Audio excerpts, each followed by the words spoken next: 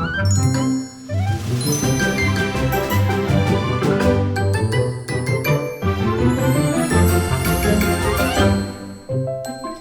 to the Disneyland with Kids podcast, where we help you plan your vacation in 30 minutes or less. Today's episode is brought to you by Bowers Museum in Orange County, California. See their current exhibit entitled All That Glitters, the Crown Jewels of the Walt Disney Archives. Visit bowers.org to purchase your tickets.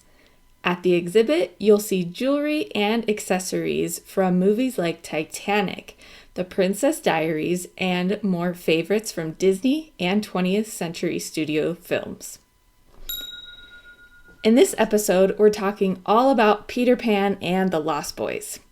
As in, what happens if you and your child become separated at Disneyland? It's a situation no parent wants, but it's happened to me and my co-host today. I'm Jessica from the Happiest Blog on Earth. And I'm Becca from This Crazy Adventure Called Life. Becca, it is a crazy adventure because when this happened to me, I hit the panic button. My first reaction was to run where I thought I could find my son. He was lost and found in less than 5 minutes. But that panic stayed with me for a little bit. So what was your first reaction when one of your littles got separated from you at Disneyland? Oh man, I'll tell you what though, on that 5 minutes, it feels like forever, doesn't it? Yes. That's the first thing. So this is where I sound like a really bad parent because my son actually got lost twice in the same trip. I don't remember if it was the same day or 2 different days in that trip, but the first one, we didn't even realize he was lost. We were with a large group. There were like 15 of us, and we kind of separated to all go different ways. And I guess there was miscommunication, or my son didn't realize that he was supposed to come with the group of us that were going to get ice waters and things like that.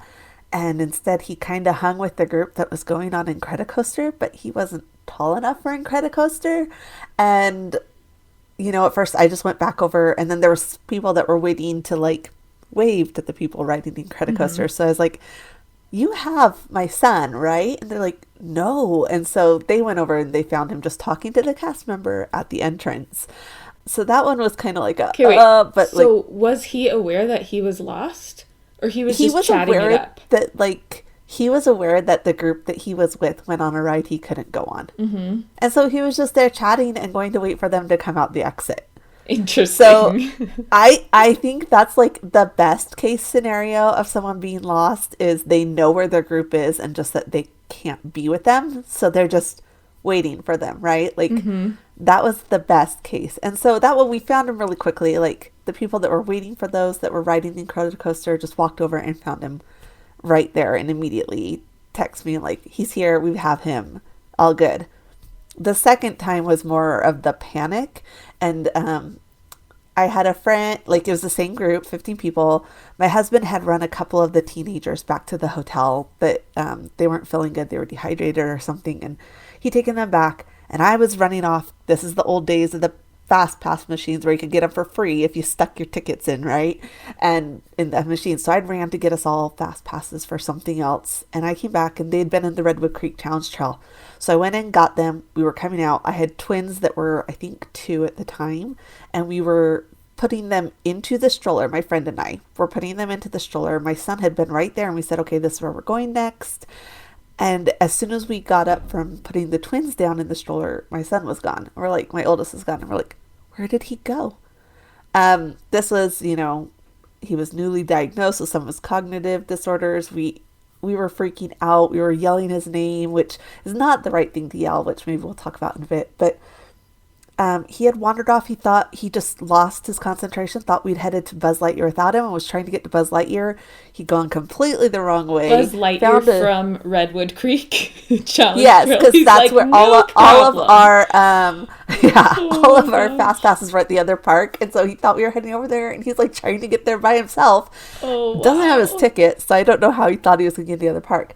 But that one took us a good 5-6 minutes, and that one was really scary because it wasn't simply he was with the wrong group, you know, like we knew he was lost at that point. And Yeah, it was about probably 5-10 minutes, but it felt like an eternity, that's for sure. That's really interesting. So, some of you might hear resemblances of your own children in these stories because your son sounds like he's a little overconfident in his abilities. So, He it's like he is. you're not necessarily worried about him like letting go of your hand in a crowd, but like he thinks he's got this down, or he did at the time, he probably does now.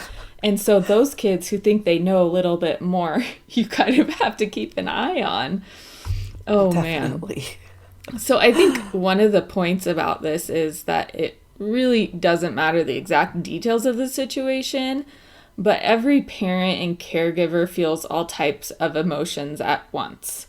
You had went and looked for him, you were panicky, same for me. And the good thing is, while it may seem like the worst place to be separated from your children, it's probably one of the easiest places for it to happen, but to also be quickly reunited. Yeah, definitely. Just because you have so many people around and so many cast members that are trained on this around as well. In fact, that's how we found my oldest. A cast member heard us searching for him, and we'd gone to one at the Redwood, because we thought maybe he went back in the Redwood Creek Challenge Trail, and she was able to use their walkie-talkie system. I don't know if they still use that, but at the time it was a walkie-talkie system, and found out that he had wandered and been found by a cast member at a churro cart. And so that's how we found him. But I think you're right. It's one of the easiest places to lose someone, but at the same time, you're going to have a lot of help finding them. Mm-hmm. And interesting, we've had a lot of people ask in the Disneyland with Kids group, do they have an intercom system? Will they be paging your children or you? That's not exactly how it works, but their communication lines between cast members are pretty phenomenal. You mentioned walkie-talkies. I think they do them on cell phones now, but there might be a little bit of both and like different ways they communicate with different cast members. So no intercom system, but it's really efficient. And I've seen cast members work so quickly on different things, whether it's a medical emergency or a lost child, things like that. Yeah, and I want to point out, this is something I hear a lot that is not true. A lot of times when people bring up kids getting lost, you'll have someone chime in and say, if there's a lost child in the park, they immediately stop everyone from exiting the park. And that's not true. So that's a rumor that's out there. It is not true. They're not going to stop everyone from exiting the park. I think this comes from a place where people are worried that their child will be kidnapped at Disney, which I think is, I don't know if a child's ever been kidnapped at Disney. That's way less likely than a child just being lost. And I'm sure if you actually, like someone actually saw a child be kidnapped, then maybe they'd close down those gates. But if your child's just lost, they're not going to close the gates and not let anyone exit. Be aware that there are a lot of rumors out there about what they do when there's a lost child, but we're going to go through today what you can expect if your child gets lost and how to prepare both you and your children before that happens. Okay, so let's talk about some ways that our kids might get lost or separated, like all ages, even older kids. There's a lot of different scenarios at Disneyland where this could happen. So, of course, there is the simple miscommunication like we had for my first experience with it, where they go with the wrong group and maybe someone goes on a ride they can't go on. There's also, where they think they know where they're going. And especially when you have multiple kids or more children than adults, it can get a little overwhelming and you might lose track of one child. And it's not that you're a bad parent. It's you're doing a lot and you're overstimulated. And I just want to get that out there too. You're not a bad parent if this happens to you. And then, of course, there's where you've taken them, like your kids and my kids, we've taken them to the parks a ton. And so maybe we feel like, okay, I can drop you, you're old enough to ride by yourself, I'll drop you at this ride, this is where I'll be. And you assume, or they assume, that they can find that way back. And maybe they just are a little out of their element and get confused. I mean, heck, sometimes I get turned around when I'm inside a shop. All right, which way am I going to get to wherever I want to go? So there's a lot of different ways that it can happen, and we shouldn't feel bad if it happens to us, because I think, maybe they're not sharing it, but almost every one of my Disneyland expert friends that has a blog or Instagram or whatever will confide that they have lost their child at some point. Yes. And something that just came to my mind as I'm thinking about walking through the parks with families and with kids, it's one of my pet peeves, Becca. When people cut children off who have just for a second broken away from their parents and they're running ahead, which is fine to let your kids have a little bit of space. But when people cut them off and then that view is blocked in between parent and child or caregiver and child, that bothers me so much. And if by chance I happen to cut off someone because, you're in mid-stride and you can't, and the kid just starts in front of you, I always try to look behind me and make sure I see a parent or a grandparent or someone who's looking at that child. And I make sure that is reconnected, So watch where you're walking as well, and know that if you do let your child run a little bit ahead of you, that there are chances that people might cut off that view, and that's tricky. Another thing I was thinking is at nighttime when it gets super dark. That's really easy, but we're going to talk about some ways to remedy that. Yeah. And Can I tell you the story really quick of how my friends lost I think she was a young teen at the time, their daughter. We took them, it was spring break. We took them with us and we were there. And she has sensitivity to noise, and we exited Buzz Lightyear. And we were supposed to be going over to Star Tours. Really, that's like pretty straight across. But the fireworks started going off, which caused her to panic. And so she was just trying to get away from the noise. And of course, a lot of people in Tomorrowland would stop and watch, even though you're really not supposed to right there. It's supposed to be a walkway. And it got her worried about the fireworks, and then she went somewhere different and she got lost. And so we had to find her. And this was a teen, but she has sensitivity to noise, but it could happen to even just a regular teen that is maybe trying to go across to a different spot, So nighttime and that's a hard time because it's really hard to see what people are wearing and stuff. You can't see as far, but definitely. Another thing, and as we get into tips, I don't want to forget this one since it just came to mind, is wherever you are, whatever you're doing, have a specific relocation point. Because you're talking about you're in stores and you get turned around or whatever. And I'm thinking, how many times have we met up with different friends and we've said, meet me at Plaza Inn or whatever, right? Which is pretty specific. And we can find each other and we're going to be fine because we're adults. But how many times have I texted you? I'm like, where are you? I'm there. I'm looking and I can't find you. So a great specific spot. And then the other thing is when you have older kids with the restrooms, we'll go in, but I don't like to hang out in the bathroom after I'm done washing my hands. So make sure you have an established routine. And ours is we meet right outside the restroom. Even though we all go in together, we're going to meet right outside the restroom. So let them know if you're waiting in there for them or you're waiting outside or right outside their stall. Just little things like that can make a difference. Yes, definitely. All right. So we've established that this really can happen to anyone, but there are plenty of ways we can prepare. So we're going to talk about specifically how to prevent separation, how to increase your chances of a quick reunion, and how to reduce the negative impact after the reunion. Becca, tell us some ways to prepare before your Disneyland vacation. All right. So, we do a lot of this prep anyways, but I think as parents, we tend to focus more on the don't approach strangers, that kind of talk. We need to, when you're going to Disneyland, prepare them for their crowds, prepare them that they might get separated, have those conversations. Yes, try and get them to memorize your cell phone number. But I will say my son had my cell phone number memorized, but he was so flustered, he mixed up the numbers. So don't just rely on that. Talk to them about cast members and who cast members are.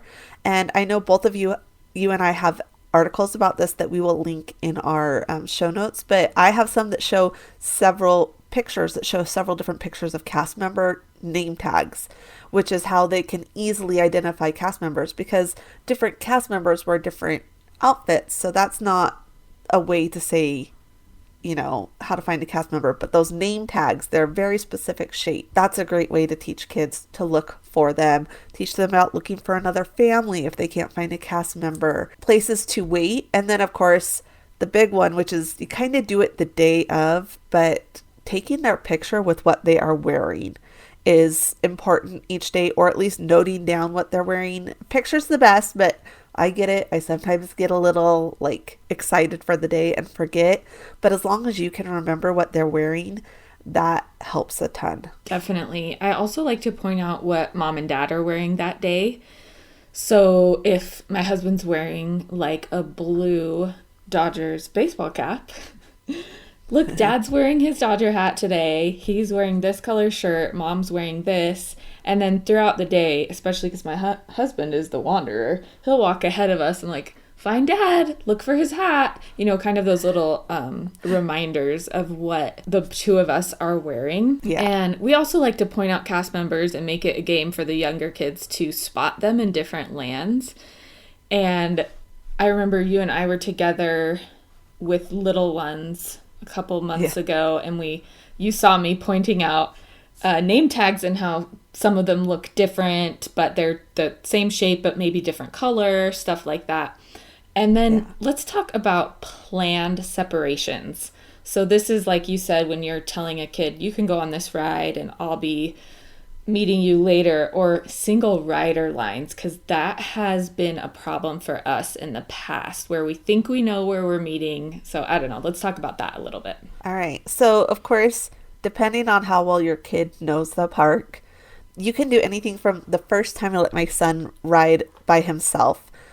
I actually waited in line with him in the single rider line. Said, I'm not going to ride. He's going to ride. They said, okay, you can wait single rider with him. I waited till he loaded, and then I waited at the exit for him. So if this is their very first time doing a ride alone, or if you maybe you guys don't go to the parks very often, this is a great way to take that first step. And I have another article I'll link below about letting kids ride alone and all this that has some of these tips in it.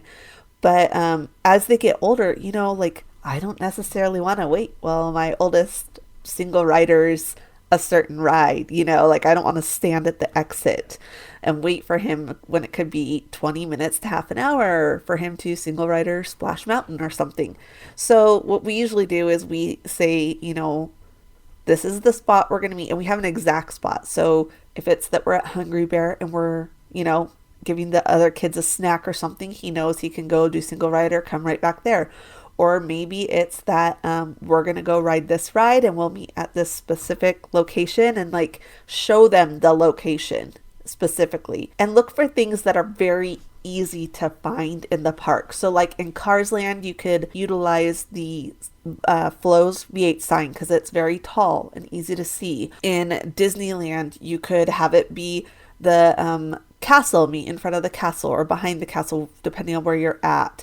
There's different places that you can set it up. And I will say, though, the one land that I am terrified to lose my kids in, can you guess what it is? No. Galaxy's Edge. Okay. Because it is the most confusing layout of a land. It's really confusing. You're right. It has taken me several, even now, sometimes I kind of get where, how, with 3 different entrances to the land and the layout and how you can go around the shops, but you can also walk through the shop. It's a very confusing land, and I'm a little terrified to lose my kids in that land because you can't see the landmarks as easily because they're hidden around corners and they're the same height. You can't see the Millennium Falcon if you're not in that specific area, So Okay. That one's a little more tricky. I definitely probably would not let my kids roam free there without me being really close to where the exit is. But those are the kind of things to do with plan separation. Same thing with single rider. Plan where you're going to meet after the ride. Usually the exit's great because usually you're not too far apart from each other.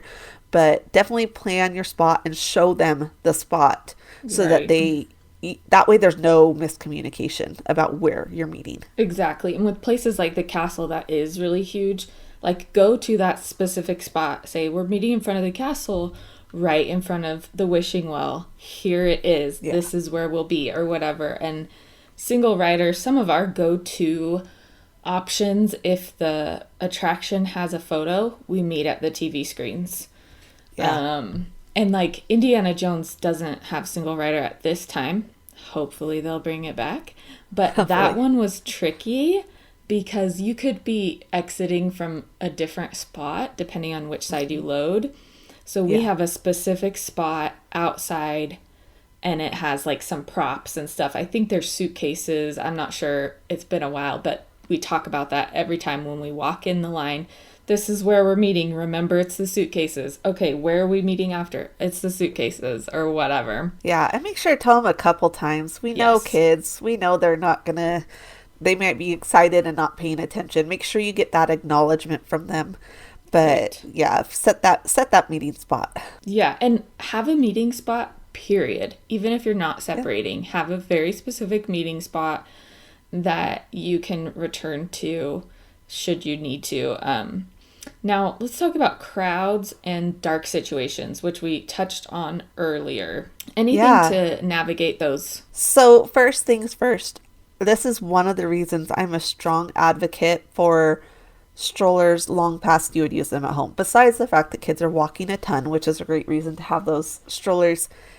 If you have a lot of kids, it's just easier to keep track of them all if one or two of them are in a stroller. Like, let's just be honest. That helps the situation. Also, holding on to the stroller or having one parent push the stroller, the other parent holds the kids that are walking's hand and kind of walks behind a little bit.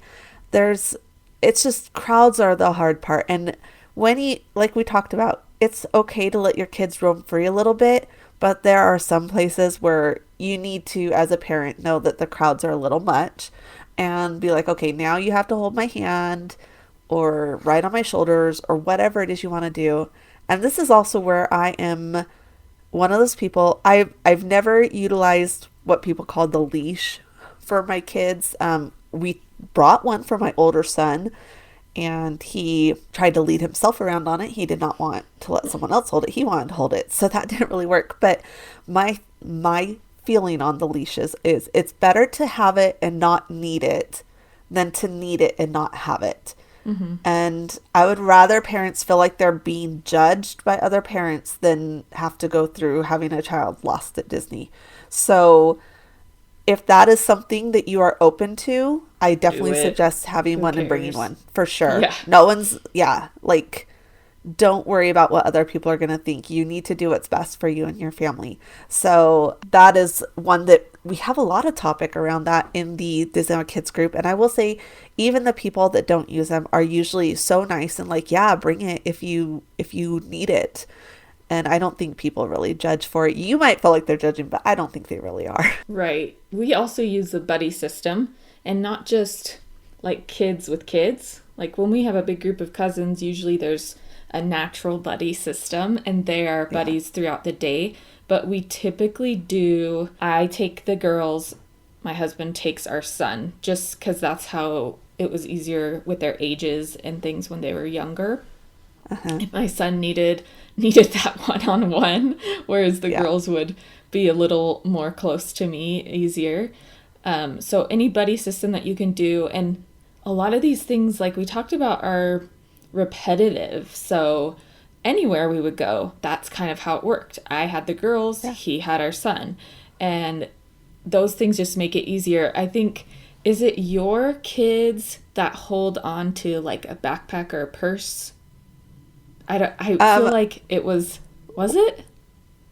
Like, that's not like a rule in our place, but ours do tend to do that. Because I think your son, like, sometimes he would hold my hand or sometimes he would hold on to my bag. Yeah. Which was kind of nice because if he was holding to my bag, I could still have my hands free. So those are just those type of things, too, that you develop over time going anywhere, to the park, to the store, and just have those things set up. So it's great practice. And you can practice these things, staying together when you're shopping and stuff like that. But we want to get back together as soon as possible. And there are some things we can do to help make the reunions come quickly. What are some of those ideas? Okay, so a big one is make sure your children have your phone number and not just memorized, because like I said, my son got frustrated and flustered and just he mixed some numbers up. So I do that. yeah, a phone number written down in their pocket if you need it, or they sell ID bracelets that you can put the phone number, and you can put it on the inside if you don't want it open to the world, and just tell them that they need to, flip it over, take it off or whatever to show the cast member your phone number. And of course, now if you get separated, you're not near them, make sure you answer those unknown phone numbers, especially if they have a California area code, but even if they don't, because maybe they found another family and they're calling you. Also, a big one is have someone stay where you last saw them, so that if they come back, you have someone there. And one that you and I heard at the same time from a cast member who used to be a nanny. Mm-hmm. And she said, teach your kids that if they get lost, to stand by a trash can. And I was like, okay. She's like, because people don't normally, now Disney is a little different. Sometimes people do congregate around trash cans because sometimes we use them as tables. But in general, a kid standing by a trash can is going to stand out from the crowd a little bit more. And that's going to be like, hey, what's this kid doing here? And you'll see them easier. And there's trash cans every 13 feet or something, like 26 feet, something like that. And so there's a ton of them. So they can almost always see a trash can. So have them stand by a trash can. And then what my kids do is, now my kids were, obviously my son was like, I think he was like 5 or 6 when he got lost. 6. He had to have been 6, maybe 7. But he wasn't old enough for a cell phone. But at the time, we're on Verizon. That was the only place doing this at the time, was Verizon had gotten the Gizmo watches. But now you can get some on almost any network, and even some that aren't connected to a network. And so these are watches that basically have a phone built into them, but they can only call the numbers that you approve through the app, and they can text with those numbers or whatever. So now all my kids have a Gizmo watch. And so that way, if they get separated, they have my phone number, and it will come up as a number I know because I've programmed them into my phone, and that makes it really easy. It also has GPS tracking, so I can hopefully find them a little easier. My oldest has now been upgraded to a kid's phone that does the same things, where I can control it. I can control who he can talk to and stuff. Yeah, that's a great thing to think about. And some of them you have to have them on a contract, but it's like $5 or $10 a month on top of your phone bill. So it's not a ton. And some of them you can turn off and on when you need them. So if you only need them for the Disney trips or for other vacations or for outings to like museums, you can do that. So definitely look into your options with that. I think it's a great way. And then of course we have the newest like tech feature, which is like AirTags, and I've been amazed with what some of the people in our group are doing with AirTags. That's great. Strollers, all kinds of things that they want strollers, to keep track of. Putting them in their kids' shoes so that they can keep track of them. Like it's amazing. And so if that's something you have used before and you're comfortable with that, definitely look into that. But one thing I want to talk about is when you lose your child. Because I know when I lost my kid, I ran around yelling his name. Is that what you did, Jessica?